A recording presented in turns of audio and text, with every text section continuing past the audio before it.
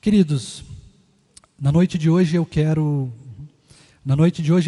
começar com os irmãos uma nova série, um novo tempo de alguns estudos pré-programados, que vão levar aí alguns meses para terminar, apesar de serem poucos.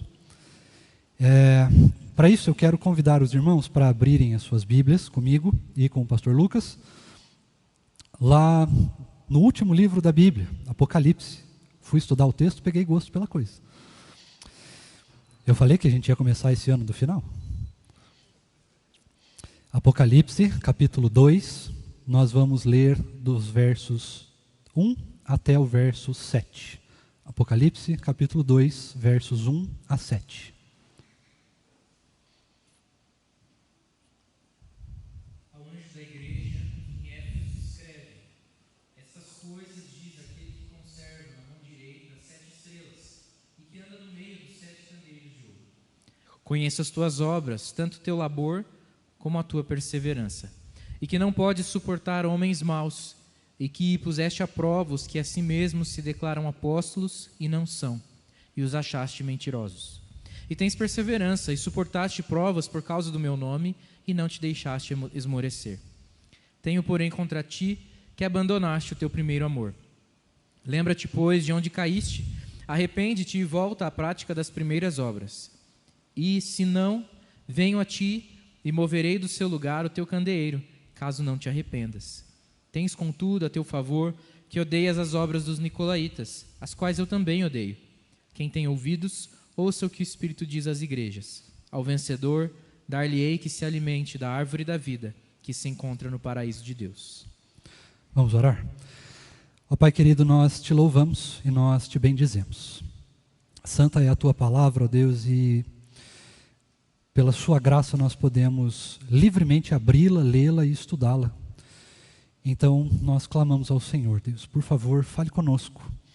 Derrama de entendimento e de iluminação no nosso coração. Nós precisamos da sua voz, nós precisamos te entender, nós precisamos conhecer a sua vontade para a nossa vida e para a sua igreja.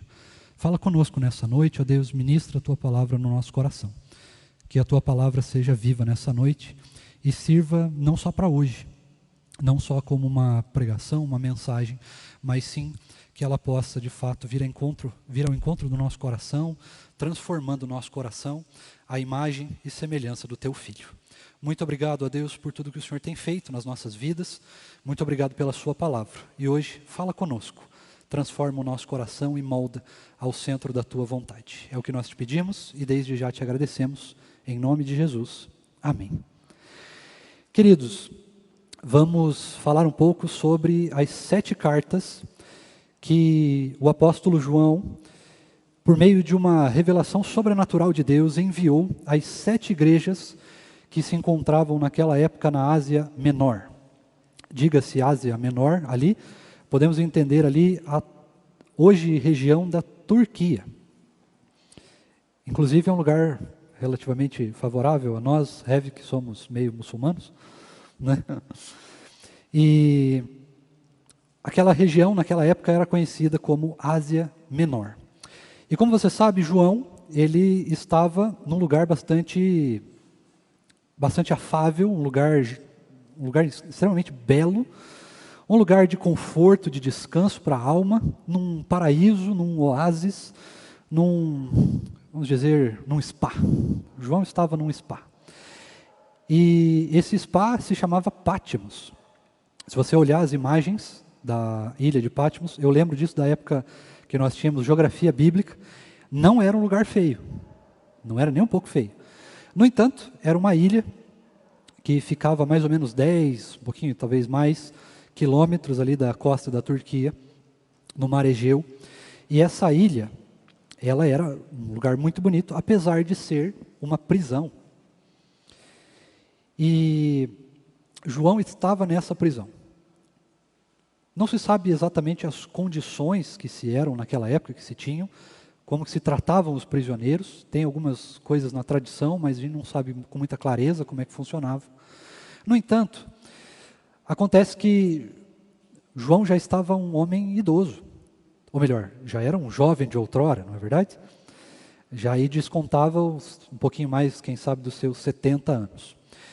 E aí ele escreve só um segundo. Ele escreve esse livro de Apocalipse porque ele teve uma revelação. Algo sobrenatural acontece com João. A tradição diz que foi num domingo pela manhã. Também não se tem exatamente como comprovar isso, mas é o que a tradição diz. E ele então é, de alguma forma, arrebatado. Nós não podemos entender como que funciona, né, essa experiência sobrenatural que João teve, afinal ela foi só dele. Não tem outros parâmetros de como que foi isso, mas João teve uma revelação. E nessa revelação ele viu as últimas coisas. Mas também João viu coisas que não eram as últimas, que não se tratavam de coisas que vão acontecer ainda no futuro. Mas ele viu coisas que estavam como verdades naquela época para as igrejas que já estavam estabelecidas ali. Então, o Senhor Jesus passa em pessoa a narrar aquilo que ele gostaria de escrever, do que ele gostaria de falar àquelas 7 igrejas da Ásia Menor. E acontece que o livro de Apocalipse, como eu disse na última vez que eu preguei sobre ele, é um livro bastante difícil de ser interpretado. Porque o livro de Apocalipse ele tem, vamos dizer assim, de interpretações sérias, não é sérias, coisa séria. Mais de 30 interpretações, formas de interpretação. Se nós colocarmos as que vêm também dos livros apócrifos, pseudepígrafes, de outros pensadores, historiadores, interpretações diversas durante a história da igreja, esse número aí pode saltar para as centenas ou dezenas de milhares. Como eu disse também, o próprio Calvino, reformador que dá origem à igreja presbiteriana, não escreveu sobre ele. Por quê? Não sei. Perguntamos para ele no céu, se ele estiver lá. Mas ele não nos disse porque não escreveu sobre esse livro. Só não escreveu. O único livro que ele não comentou. Apocalipse é um livro bastante complexo, não é fácil de ser entendido, mas talvez seja um dos livros que seja mais falado. Um dos livros que a igreja tenha mais medo, porque ele traz algumas condições ali do fim, né? Ele demonstra, de certa forma, um fim que não é muito agradável, embora seja cheio de interpretações. Mas essas cartas, elas não são interpretativas, elas não trazem lições de grandes catástrofes, notícias de derrotas terríveis, do que vai acontecer com o mundo, ela não traz coisas difíceis de serem entendidas, mas ela traz lições que servem e serviam naquela época para aquelas igrejas, mas que servem também para nós hoje em dia, inclusive num período que nós estamos aí transicionando para fora dessa pandemia, ainda que pareça que vai demorar um tempo para acabar. Mas nós passamos por um tempo difícil, então nada mais interessante do que começarmos o ano vendo o que o Senhor Jesus disse para igrejas que também sofriam naquela época. E talvez sofriam de coisas semelhantes ao que nós sofremos hoje, ou de coisas diferentes. Mas o fim é que todas as lições que o Senhor Jesus tem para essas cartas, que tem para essas igrejas, são relevantes, atuais, também para os nossos dias. E é muito importante que nós entendamos essas lições. Porque como o livro de Apocalipse é cheio de interpretações, cheio de alegorias e outras formas, nós precisamos olhar para esse livro também como lições práticas. O que o Senhor Jesus disse para essas igrejas, que também serve para nós. É isso que eu quero conversar com os irmãos nessa noite e nas 6 noites que virão, não sei exatamente quanto, mas virão. A primeira coisa que nós temos é a estrutura dessa carta. E todas as cartas, de certa forma, têm uma estrutura semelhante. Primeiro, começam com uma abertura. Veja ali no primeiro versículo, né, verso 1, vai mostrar ali a abertura, uma apresentação de quem estava mandando a carta. Não era um apóstolo que estava mandando a carta, era o próprio Senhor Jesus. Era o Rei dos Reis, o Senhor dos Senhores. Então, ele se apresenta nas cartas, cada uma das cartas de maneira diferenciada, demonstrando um pouco da sua glória e do seu poder. já que ele não estava mais entre as igrejas, mas as igrejas, por passarem por tribulações e perseguições, precisavam ouvir a voz de Cristo, e também nós precisamos ouvir a voz do Senhor. E como ouvir a voz do Senhor? Através da sua palavra. Depois, se cabia naquela época, se cabia na estrutura que o Senhor queria passar, tínhamos então um elogio. Nessa carta específica de Éfeso nós temos um elogio. Até temos bastante elogios, na verdade. Depois, então, tínhamos uma repreensão, verso 4. O Senhor Jesus repreende a igreja. Verso 5, o Senhor Jesus, então, dá uma solução para o problema que a igreja estava vivendo, para a repreensão que ele fazia. E, normalmente, a repreensão vinha logo seguida de um pedido, ou de uma ordem, de uma exortação de arrependimento.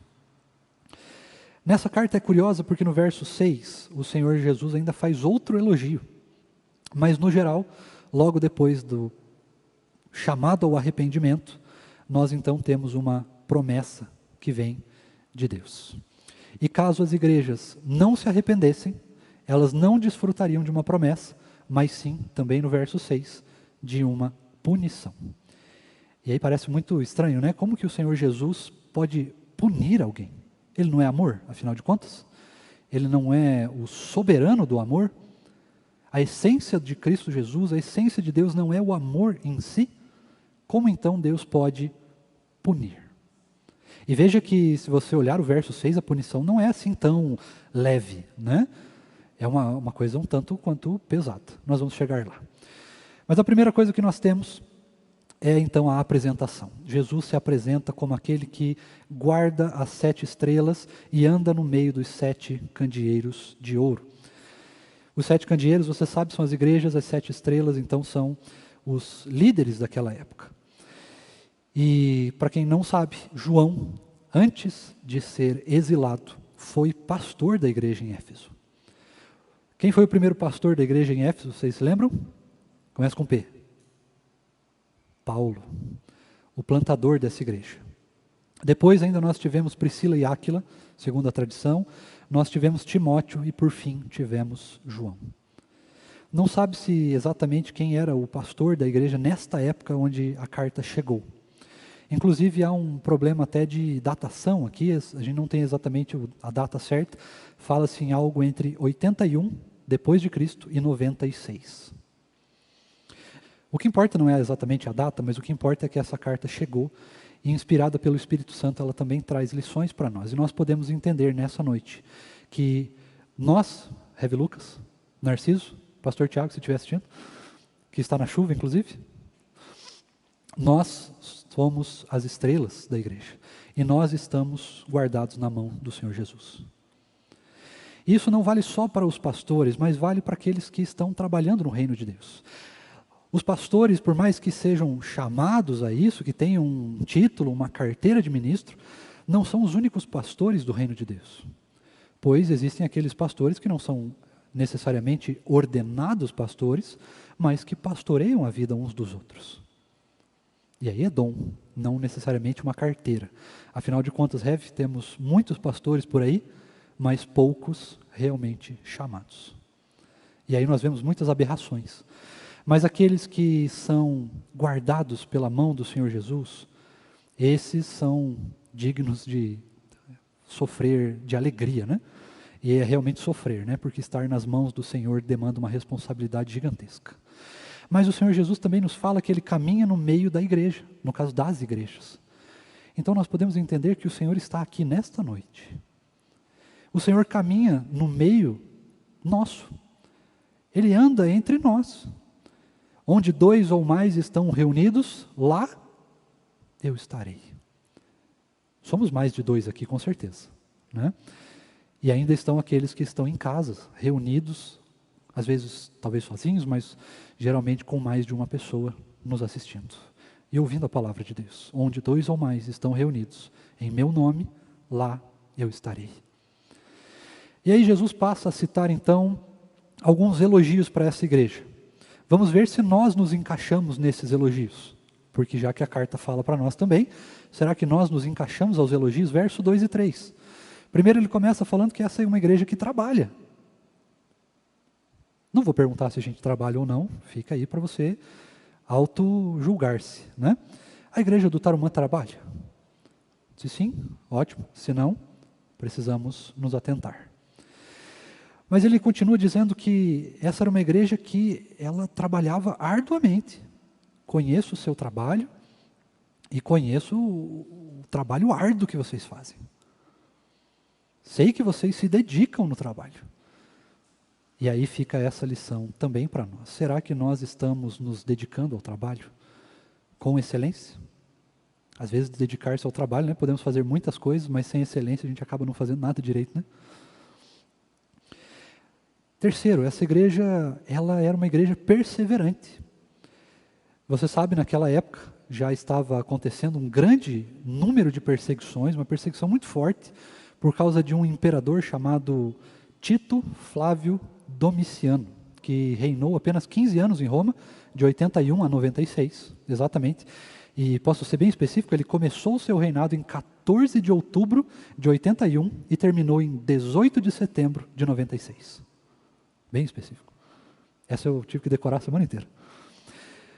Mas o que isso nos conta de Domiciano? Domiciano foi o primeiro imperador romano que olhou para si mesmo. Pense aí um espelho, imagine-se Domiciano lá com as suas roupas de imperador, de rei, enfim, roupas finas, de seda, linho, ouro, enfim. E imagine esse homem se olhando no espelho, e então ele diz para ele mesmo, olha, eu sou tão autossuficiente, eu sou tão belo, eu sou tão bom, eu sou tão garboso, tão cheiroso, tão extraordinário, que eu não preciso de Deus. Eu sou o próprio Deus. E não só sou um Deus, mas sou o Deus dos deuses, o Senhor dos senhores. Este moço instituiu pela primeira vez o culto ao imperador. O imperador romano, então, era, a partir de então, cultuado como um Deus, como uma divindade. Já não bastava ser imperador do maior império do mundo, mas precisava ser Deus. E quantos hoje não são também, embora isso não esteja na palavra de Deus, mas vale um parênteses, quantos hoje não são aqueles que estão se autossuficiente colocando? Fugiu a palavra. Mas que colocam-se numa posição quase que divina. Ninguém pode falar nada, porque senão ficamos ofendidíssimos. Ninguém pode fazer uma crítica a nós, porque senão nosso coração se derrama, se arrebenta, se esfarela no chão. Mas não é o nosso coração segurado pela mão do Senhor Jesus? Então, por que muitas vezes nós ficamos tão tristes quando recebemos críticas, e críticas às vezes verdadeiras, né? Às vezes, poxa, o seu trabalho não foi tão bem feito, você não estava tão bem hoje, você não conseguiu um grau de excelência tão grande assim, ou você errou, você fez isso, fez aquilo. Às vezes, quando nós julgamos não, mas quando nós confrontamos alguém, né, com o pecado, a pessoa se sente tão ofendida. E de fato a gente tem que se sentir ofendido com o pecado mesmo, né? Mas a pessoa não se sente ofendida com o pecado, mas se sente ofendido conosco que estamos confrontando. E o mundo tem ficado muito sensível, não é verdade? Hoje já não pode falar mais muita coisa, porque senão às vezes até você vai preso por qualquer crime aí que se estabeleça, né? Daqui a pouco a gente vai dizer para o outro, olha, essa gravata aí não combina. A pessoa vai dizer, eu vou te processar por calúnia e difamação, né? Hoje a gente está muito sensível. E por que nós estamos muito sensíveis? Porque o nosso coração tem se afastado do Senhor Jesus. O nosso coração já não mais repousa nas mãos do Senhor, por isso nós nos sentimos inseguros. Um coração seguro em Cristo não pode ser abalado. Porque no verdadeiro amor de Cristo Jesus não há medo. E aí você pode ter várias lições lá em Coríntios 13. Mas esse homem se colocou como se ele fosse tão importante assim, como se fosse um Deus. E as pessoas, tanto em Éfeso quanto em outras igrejas, em outras cidades, cultuavam o imperador, como se fosse de fato um deus, e Éfeso não era diferente. Além do templo de Diana que tinha naquela região, e era um templo grande, era uma das 7 maravilhas do mundo moderno, do mundo antigo, desculpa, eles tinham também o culto ao imperador. Mas diferente da deusa Diana, que se você não adorasse, estava de certa forma tudo bem, ainda que você enfrentasse alguma perseguição, se você não cultuasse o imperador, o benefício era a morte. E se fosse muito sortuda a pessoa, a morte seria bem tranquila. Senão seria complicado. Nós vamos ver isso na próxima carta. Mas essa igreja passava por perseguição. E mesmo assim eles eram perseverantes. Tanto ao culto de Diana, quanto ao culto ao imperador. E conta a tradição, e isso foi descoberto mais ou menos ali na década de 50, de 1900, que naquela época, na cidade de Éfeso, existia uma universidade que ensinava, só tinha uma matéria fantástica, bruxaria. Veja só que cidade fantástica de se morar, né? Que capital. Veja só como essa igreja, então, foi perseverante, aguentou o sofrimento, e o Senhor Jesus elogia isso. Que igreja perseverante. E estamos nós, irmãos, perseverando? Mediante as coisas que nos afrontam nesse mundo, estamos nós perseverando? Ou estamos nós tentando nos encaixar ao mundo para que o sofrimento não venha de maneira tão intensa para nós? Vale a gente pensar e refletir. Mas tem mais, essa igreja ainda era muito boa, porque ela tinha uma excelente doutrina. Eles preservavam a sã doutrina, preservavam a palavra de Deus, preservavam o bom ensino. A doutrina dos apóstolos era preservada. Como é que nós sabemos? Não podiam suportar homens maus. Entenda homens maus ali, possivelmente como pecadores ou homens perversos, de índole duvidosa, de índole torpe, ou mesmo homens maus no sentido literal da palavra mesmo, homens perversos, cruéis. E vai além, eles dizem, provaram pessoas que se diziam apóstolos e foram encontradas por vocês como mentirosos. Isso é uma igreja que preservava a sã doutrina. E mais uma vez fica a pergunta para nós estamos preservando a sã doutrina? E se nós estamos preservando a sã doutrina, nós estamos preservando somente no domingo? Ou durante a semana nós temos de fato nos apegado à palavra de Deus, e temos meditado nela, e temos estudado ela com prazer e perseverança? Recentemente me mandaram um vídeo, num grupo que eu participo, de um pastor que falava muito bonito, mas pensa num homem que falava bem, rapaz. Queria eu falar bem daquele jeito. Mas tinha um problema, porque ele estava falando um monte de besteira. E eu fui questionar, falei, gente, vocês perceberam que esse moço aí está falando um monte de bobagem, né? Ai, pastor, mas é tão lindo. Pois é, lindo. Mas é uma beleza estranha. É um espelho que nós olhamos para nós mesmos e não vemos a pessoa de Cristo. Ao olhar para a palavra, nós precisamos ver Cristo, não beleza. A palavra não simplesmente pode, e ela pode, tá bom? Ela pode afagar o nosso coração. Existe cura para a nossa alma na palavra de Deus. Mas não é só isso, existe também confronto para o pecado. E muitas vezes, para existir cura para a nossa alma, precisa existir confronto com o pecado. Precisa haver arrependimento. Para desfrutarmos das promessas tão queridas por nós, da palavra de Deus, nós precisamos também de arrependimento. Nós precisamos de santidade, ainda mais hoje, que é tão fácil pecar. E não fácil porque é simplesmente fácil, mas é porque o mundo está tão depravado, tão caído, que eles têm tornado aquilo que nós entendemos como pecado algo simplesmente normal, algo tranquilo, assim, não, isso aí não é pecado, isso aí é normal, sossegado. Esse é o normal hoje. Mas o normal para nós é a santidade. O normal para nós é vivermos a vida que Cristo viveu, mesmo que os prazeres desse mundo sejam perdidos para nós. Mas então, o Senhor Jesus faz uma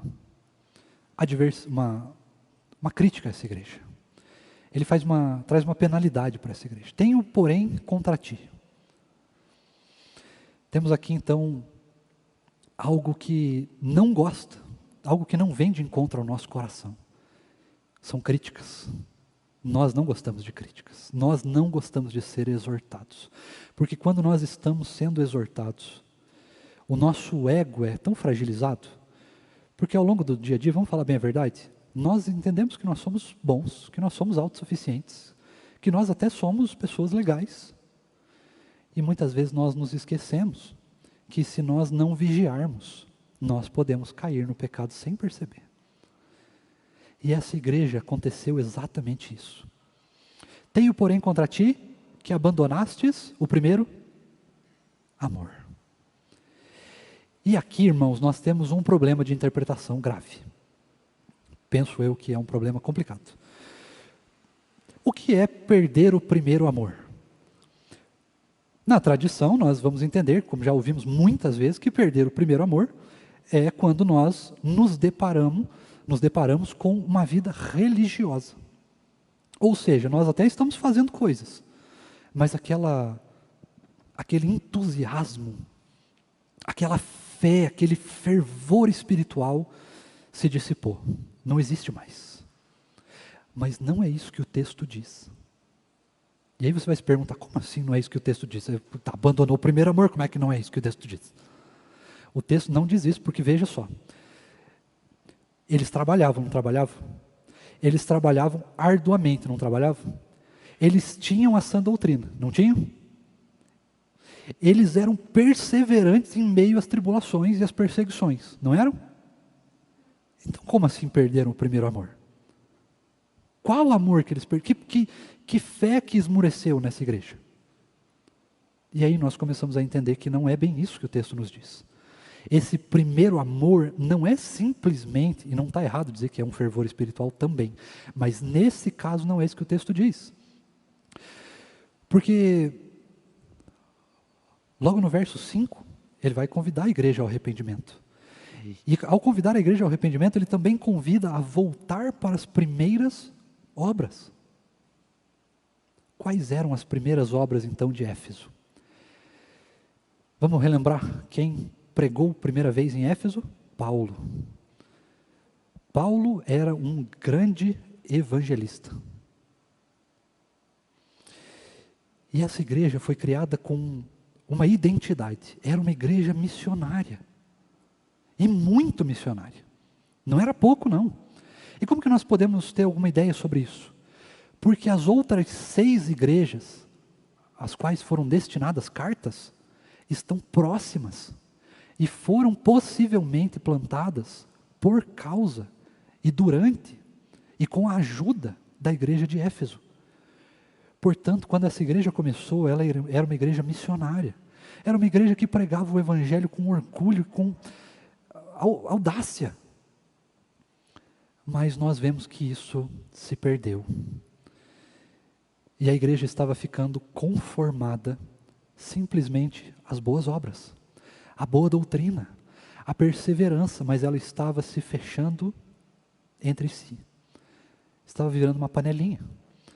Quando nós sabemos que a verdadeira igreja é aquela igreja que olha para fora, é aquela igreja que prega o evangelho em tempo e fora de tempo, não importam as consequências, ainda que essa seja a nossa própria morte. Esse é o primeiro amor que Éfeso perdeu. Falar de Jesus, expor a mensagem do evangelho, da boa nova, da boa notícia, o evangelho da cruz. Foi isso que essa igreja perdeu. Eles não perderam o fervor espiritual. Embora isso também possa acontecer. Mas eles perderam a vontade, o ânimo, a audácia de pregar o evangelho, não importam as consequências. Mas tem uma solução. Qual é a solução de Jesus? Arrependam-se. Simples. Singelo.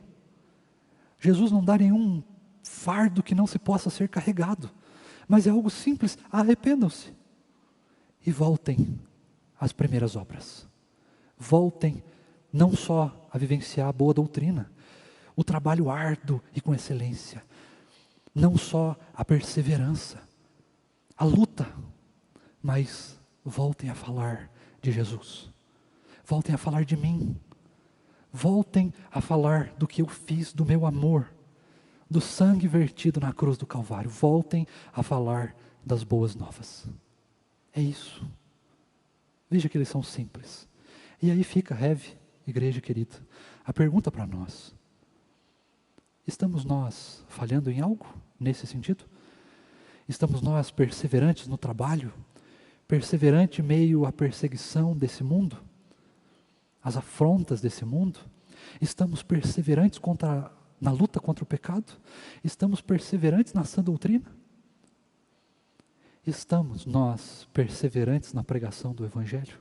Ainda está em nós este primeiro amor, o amor sublime, um amor profundo, um amor vivo, que nos compele, nos impele a falar de Jesus em tempo e fora de tempo, não importando as consequências? Fica para o nosso coração ser sondado.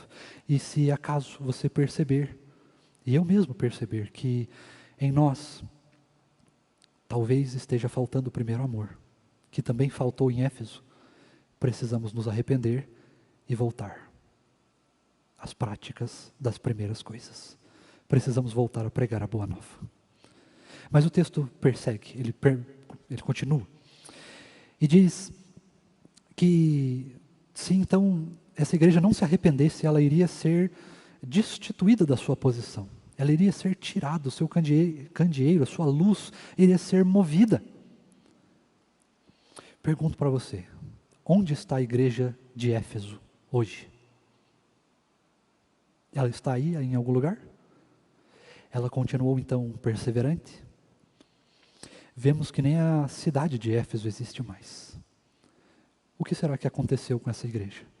Será que esta, de certa forma, punição que o Senhor chama aqui, esse pesar da mão do Senhor, caso não houvesse arrependimento, e não se esqueça, irmão, não se iluda, a graça de Deus é sublime, eterna e infinita. Mas Deus não suporta os libertinos. Como assim, pastor? Eu poderia até dizer que Deus odeia os libertinos. E aí talvez fique mais forte ainda a frase, você diz, como Deus pode odiar alguma coisa? Veja aqui no verso 6 ainda, ele diz, tenho algo além para te elogiar. Vocês odeiam as obras dos nicolaítas, as quais eu também odeio. Quem eram os nicolaítas? Existem duas possibilidades. Uma está em Atos capítulo 6, que fala sobre um diácono chamado Nicolau. Dizem alguns estudiosos que esse Nicolau, ele se perdeu, ele se desconverteu, sei lá o que aconteceu com ele, se perdeu na doutrina, e ele então dizia o seguinte para os seus seguidores, ou ele ou outro Nicolau, né? Mas a tradição diz que talvez tenha sido ele, embora nós não temos como provar isso com exatidão. Mas este tal de Nicolau, ele dizia o seguinte para os crentes, e veja só se não é uma pregação extremamente boa de se ouvir, olha só. Ele dizia o seguinte, Jesus não é amor? É. Jesus não é perdoador? Ele não é misericordioso? Sim, com certeza. Então, por que é que raios Jesus vai se importar com o meu pecado? Era isso que ele dizia. Era isso que os nicolaítas acreditavam. Não tem problema nenhum pecar, está tudo certo. Por quê? Porque o Senhor Jesus já morreu na cruz. Os pecados já estão perdoados. Portanto, você pode viver a vida que você bem entender. Olha que bonito. Não é lindo? Não é confortante para nós? Beleza, agora eu posso fazer o que eu quiser. Partiu balada depois do culto. Né? Partiu encher a cara, partiu ter uma vida sexual devassa, partiu tratar mal os outros, partiu mentir, adulterar, trair, trapacear, partiu fazer qualquer coisa, porque afinal de contas, nossos pecados já estão perdoados. Isso era o que os nicolaítas diziam, mas quem conhece a sã doutrina, e essa igreja conhecia, odiava os nicolaítas. E o próprio Senhor Jesus está dizendo isso, eu odeio aqueles que são libertinos. Aqueles que usurpam da minha graça, aqueles que fazem um uso desnecessário e incorreto daquilo que eu fiz por eles na cruz do Calvário. É isso que eles estão dizendo aqui. Eu odeio os nicolaítas, eu odeio aqueles que são libertinos, portanto, não sejam libertinos. Nós devemos ser fiéis ao Senhor Jesus e à sua palavra. Estamos nós, igreja do Tarumã, fiéis à palavra? Estamos nós livres da libertinagem? Estamos perseverando contra isso? Porque é um desejo natural do nosso coração. E estamos nós perseverando? O Senhor Jesus elogia aqueles que lutam contra a libertinagem do pecado, do nosso próprio coração. E por fim, Ele faz uma promessa. Se vocês se arrependerem, se voltarem às obras, às primeiras obras, se voltarem a falar de mim, se voltarem a pregar o Evangelho, se vocês continuarem assim e só arrumarem esse pequeno problema, então vocês, aqueles que forem perseverantes, vão comer da árvore da vida, que se encontra no paraíso de Deus. Mas aí tem uma questão complicadinha aqui, né? Porque ele parece que está dizendo só para essa igreja que só eles vão comer a árvore da vida. Né? Mas tanto a apresentação quanto a promessa estão demonstrando uma parte do caráter de Deus. Por que ele fala que comerão a árvore da vida? Porque muitos, se de fato se arrependessem e voltassem à prática das boas obras, com certeza seriam mortos. Porque iriam desafiar o culto ao imperador. E se desafiassem o culto ao imperador, seriam mortos. E aí então ele promete isso: eu vou dar de comer àqueles que forem perseverantes, aqueles que se arrependerem e voltarem a pregar o Evangelho, eu vou dar da árvore da vida. Não se preocupe se o imperador matar. Não se preocupe se as perseguições te matarem, te destruírem, porque vocês estão seguros na minha mão. Vocês estão no livro da vida, são os meus eleitos, são os meus amados, diz o Senhor. Não com essas palavras, evidente, mas é o que o Senhor nos diz, em toda a sua palavra. Nós estamos na mão dele. Se cremos então no Senhor, se trabalhamos com eficiência, se trabalhamos com carinho e com excelência, se somos perseverantes nessa doutrina e na luta contra o pecado. Se nós somos perseverantes na pregação do Evangelho, se somos perseverantes no arrependimento, se somos perseverantes na pregação que demonstra a identidade da nossa igreja, se nós de fato odiamos o pecado e os libertinos e resistimos a eles, resistimos a essas práticas, então também nós, quando chegarmos no paraíso de Deus, comeremos da árvore da vida e viveremos eternamente com o Senhor Jesus. Essa é a mensagem dessa igreja. E aí vale refletir, vale pensarmos nós agora. Nós estamos trabalhando com excelência em todas as áreas. Nós estamos sendo perseverantes nas perseguições. Nós estamos sendo perseverantes na sã doutrina, estamos pregando contra a libertinagem, o liberalismo, os erros, os falsos profetas e os falsos mestres. Estamos contra uma pregação bela e bonita, mas que é mentirosa e leva para o inferno. Estamos nós perseverantes na pregação do Evangelho? Ou nós abandonamos também o primeiro amor? Essa crítica também vale para nós? Fica a pergunta, ou as perguntas para nós. E agora cabe a cada um de nós refletir e se dispor a se colocar diante de Deus. E caso você esteja, de alguma forma, em falha com alguma dessas coisas que são colocadas aqui, tem solução para você. E é muito simples. Arrependa-se e volte à prática das obras do começo. Volte a viver com intensidade o Evangelho que tanto tomou o meu e o seu coração, quando Cristo se apresentou pessoalmente para nós. Que assim o Senhor Jesus então possa nos abençoar e possa cuidar do nosso coração, para que não caiamos nesses pecados. E se caiamos, que possamos então, por Ele mesmo, nos arrepender, sermos convencidos do pecado e então dar meia volta e voltar às práticas verdadeiras da palavra de Deus. Que assim Deus nos abençoe, em nome de Jesus. Amém.